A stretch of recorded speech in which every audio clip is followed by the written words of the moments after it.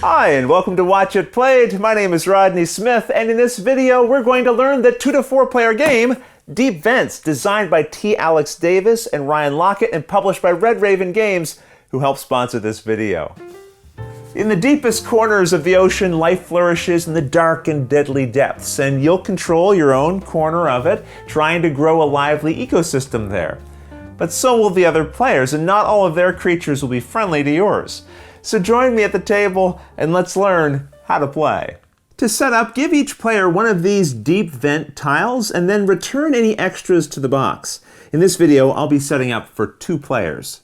All the rest of the tiles you'll shuffle into a face-up deck in the middle of the play area, and then you deal 5 off the top into a row on its left. Nearby, also create a supply of these archaea tokens. These are worth 1 archaea each, and these are worth 5.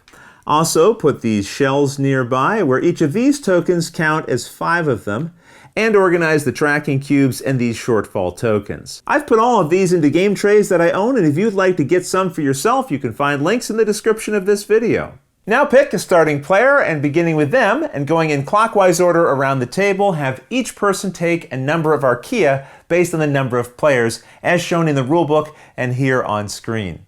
So as the first player, I'll get 10 and my opponent gets 11. These you'll keep by you in an area known as your personal supply. And that's the setup. In Deep Vents, you and the other players will be creating your own underwater ecosystems from tiles you'll place in front of you. And these will grow and interact with each other, providing you with precious archaea that you'll need to win. But you have to be careful to protect yourself against the attacks of the other players and their deep sea predators. Or get some predators of your own to attack them with. I mean, that's what I'd do. The game is played over a series of turns, starting with the first player and then going clockwise around and around the table. And on your turn, you'll perform 4 steps. Here I have my starting tile and my personal supply of archaeon. And the first step of my turn is to always choose a single hex tile from any of the ones face up in this row, meaning you can even take the top one from this stack here. The leftmost hex is always free to take, but if you choose any of the other ones, you must place 1 archaeon from your supply on each hex that you skip over, going from left to right. So if I wanted this one, for example, I'd need to play tokens on these first 3 tiles. If later a player wanted this one, they'd put a token here and then take it. Now any archaea on a tile that you collect will stay on it. It provides benefits while playing, as we'll see.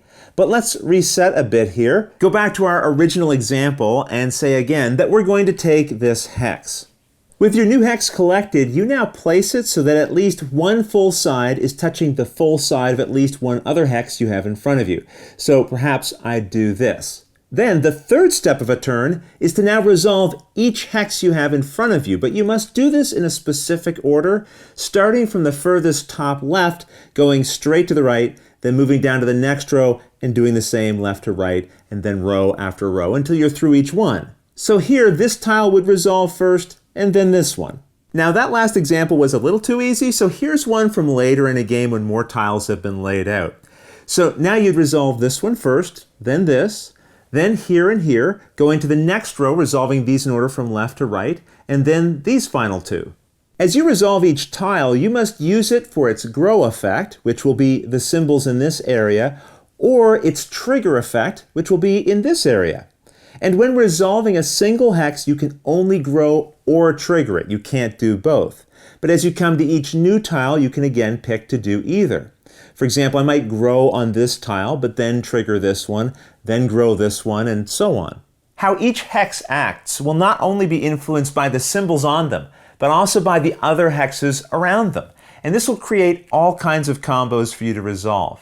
Now, I'm not going to go through every effect on every tile in the game, as there's a bunch of them, and you can find each one explained here in detail at the back of the rulebook, and also on this handy guide that you can print out from the Red Raven Games website, which I recommend for your first games so that everyone has their own one to look at. And I'll link to this in the description below.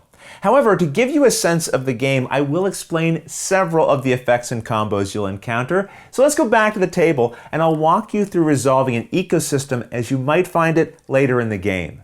You'll notice there's already archaea on many of these tiles, and these will get here either from pieces that were added to them when they were in the initial row of 6, or through effects on the tiles themselves, as we'll see. Now, if this player was resolving their tiles, they'd start here in the top far left-hand corner, and let's say we chose to use this tile's grow effect, which again is always in this area of the tile to the right of its name. Now, these are the symbols for archaea, so this means we take 2 from the game's general supply and then add them to the tile itself. Now remember, you have your own personal supply, but these always come from the shared general supply unless the tile's effect says otherwise. Also, nothing in the game is limited, so if you ever run out of tokens, just use a suitable replacement. And also remember, there's these tokens as well, and these count as 5 archaea. So if a tile is filling up with cubes, you can swap 5 of them out for just one of these. Now that said, there is a maximum of 10 archaea that can be on any one tile. So if this one already had 9, and then we grew here again, you would take 1 more cube, but ignore any extras from that point on. Now let's go to this tile, but instead of growing, we'll trigger it. A tile's trigger is always here, directly above its name. When you see this symbol, it means that you take all the archaea on the tile itself and then move it to your personal supply. Archaea in your supply at the end of the game will be worth 1 point each, but when it's on a tile, it's worth half its total value. So moving it off tiles will help your final score. Remember though, during your turn, you can either grow or trigger a tile, not both. So it's more efficient to keep growing archaea on a tile and only remove it as it fills up, though there are reasons you might want to collect it early, as we'll see later. For this tile, we'll use its grow effect, and when you see hexagons with these types of symbols, they're referring to the passive effects of adjacent tiles. A tile's passive effects are shown on circles in this area of its tile, and there are 4 types: heat, bioluminescence, rock, and predation. So this means you grow 1 archaea for every heat and rock passive trait on adjacent tiles. So in this situation, we'd grow 1, 2, 3, 4, 5 archaea. Nice! Sometimes a trigger effect, like this one here, will show a number, and that means you must spend that amount of archaea from that tile, not from your personal supply, in order to gain its effect. And you can do this as many times as you want when resolving that tile, as long as you can pay the cost each time. This here is the symbol for a shell, so by spending 1 archaea, I could gain 1 shell from the supply, or I could spend both and then gain 2 shells at once. We'll see the benefit of shells in just a moment, but make sure you return any archaea you spend in this way back to the general supply.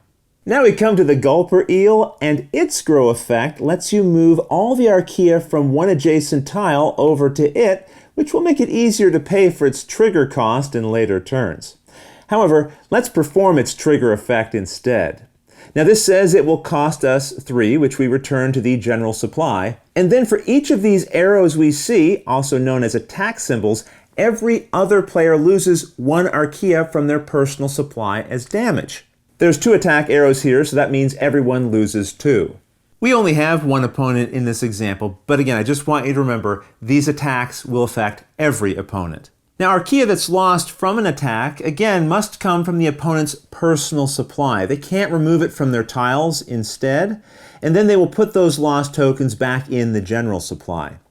Now, if a player is attacked and they have a shell, they can choose to return it to the general supply to block half of the incoming damage rounded up. So in this case, the player here would only take 1 damage. If the attacker chooses to attack multiple times from the same tile, let's say I spent another 3 this turn to attack again, an opponent would have to spend another shell to block half of this new incoming damage if they wanted to prevent some of it. Here our player doesn't have a shell, so they would have to take the full 2 damage. Now if a player takes more damage from an attack than they have archaea in their supply to spend, they are said to have had a shortfall. They'll spend what they have, and then they are forced to take 10 archaea from the supply and add it to their personal supply, along with one of these shortfall tokens. Then they pay whatever archaea they still owed. This might seem like a pretty good deal. After all, they just got a bunch of free archaea.